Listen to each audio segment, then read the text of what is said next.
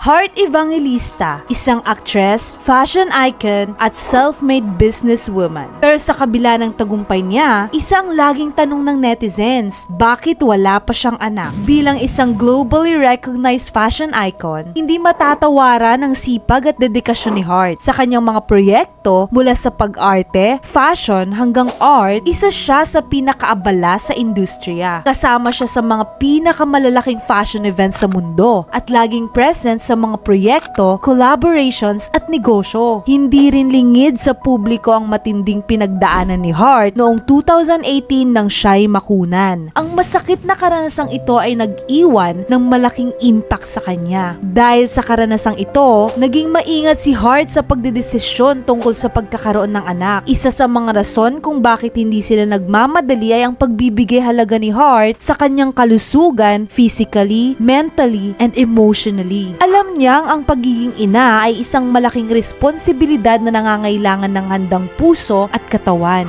Sa kanyang interviews, bukas si Heart sa posibilidad na pagkakaroon ng anak, pero naniniwala siya na darating ito sa tamang panahon. Pinipili niyang hintayin ang perfect moment na parehong handa silang mag-asawa. Pinipili nilang unahin muna ang kanilang relasyon bilang mag-asawa habang ine-enjoy ang kanilang oras na magkasama. Sa ngayon, binibigyan nila ng espasyo ang kanilang relasyon para mas tumibay at mas lalong maging handa sa darating na pamilya. Hindi minamadali ni Heart Evangelista ang pagiging ina. Sa ngayon, unahin muna ang sarili, relasyon at kalusugan. Sa tamang oras, handa na siyang yakapin ang bagong kabanata ng buhay.